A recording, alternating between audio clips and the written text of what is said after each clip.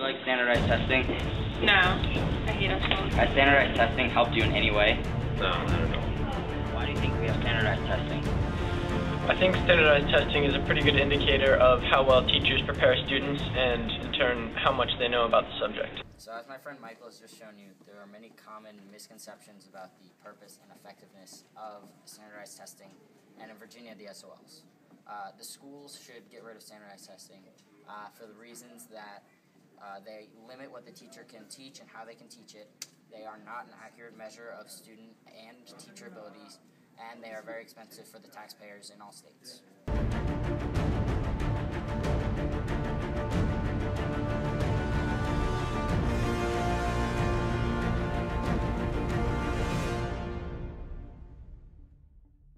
How has standardized testing affected the way you teach? Well, it focuses the teaching very specifically to different topics. It limits what they call hobby teaching, where a teacher may have a particular period of history that they are interested in, and they may spend an inordinate amount of time on one particular topic.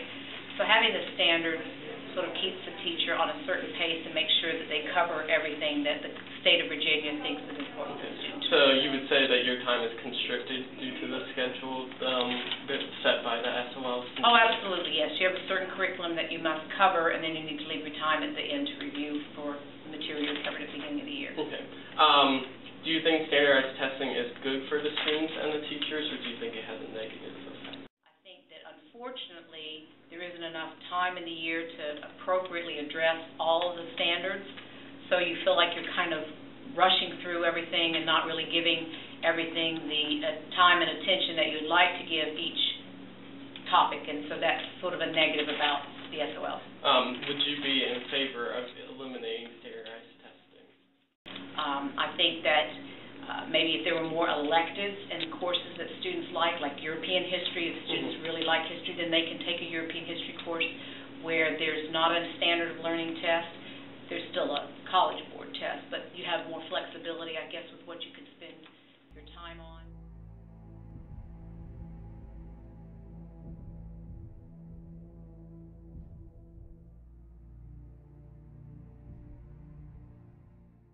There was a recent study in the U.S. that showed that 77% of U.S. school districts and schools in those districts cut back time in any educational activity that was not related to improving test scores in math and reading to make room for those test preparations. Good. Can you remember a time where you had to either skip or rush through a topic in order to get ready for the SOLs? You mean as a teacher? Yes. Of course. Yeah, and can you kind of elaborate on how that may have hurt the students in their overall knowledge of the subject? Well, one of the times I do remember is when we had the big snow, and we lost a bunch of days. So what we had to do was, during the return periods, teach also, to be able to get caught up as much as possible. Did it hurt the students? Of course. And do you wish you had more time for hobby teaching? Just things you may like about math that you don't really have time for. Right. Yeah.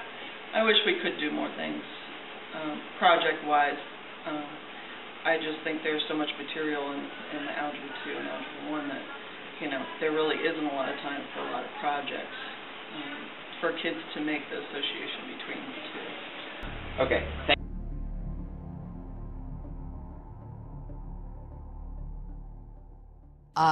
I have a neighbor who's an elementary teacher who called me last year in absolute distress because she'd been told by her principal that she had to alter her report cards so that her report cards more accurately reflected how her students did on the EQAO test results. So they had to match. They had to match. And so what we're hearing a lot of this sort of thing anecdotally, but my neighbor was really distressed by this, and she said every teacher in her school had been told that.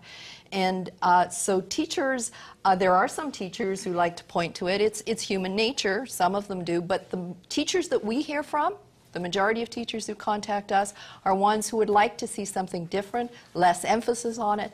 They feel that we're losing the children, and the statistics and the gathering of the numbers is becoming more important than what the numbers are supposed to help us do.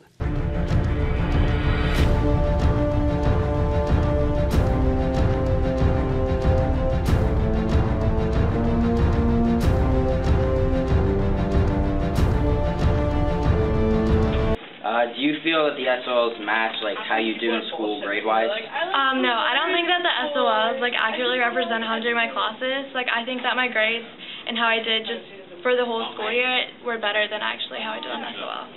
And then like actually last year with the AP World exam, or even just like the SOL that went along with like just AP World, I don't think it was like accurate because I learned so many different like things for the AP World curriculum, and then once we had the SOL, I felt like kind of scared to take it because I wasn't learning like those like basic facts. I was learning what I needed to know for the AP exam, so I wasn't satisfied with like just taking the World History SOL.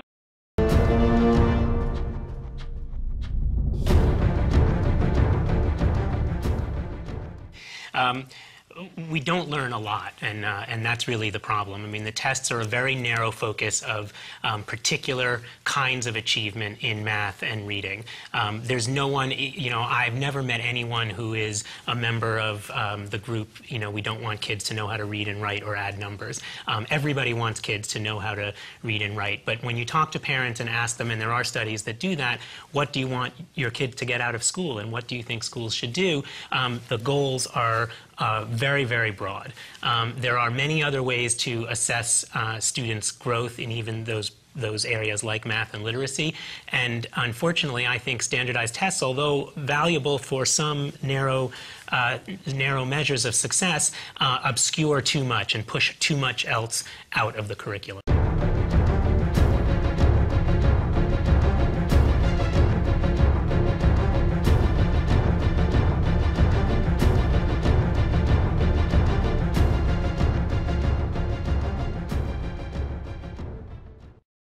KXAN News has uncovered that the state is spending more than $89 million on testing this year alone. That's nearly doubled in the last 10 years.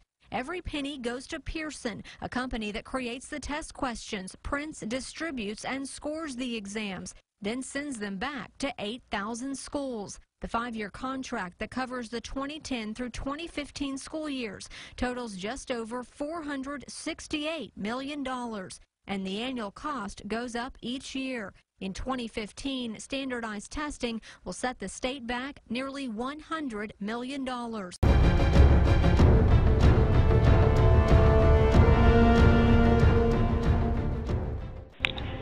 Standardized testing does not benefit anything or anyone in the entire school system because it limits what and how teachers can teach. It is not a good, accurate measure of student or teacher performance, and it is expensive for the taxpayers. We must get rid of standardized. Don't tell us that the only way to teach a child is to spend too much of a year preparing him to fill out a few bubbles in a standardized test. We know that's not true. You didn't devote your lives to testing. You devoted it to teaching. And teaching is what you should be allowed to do.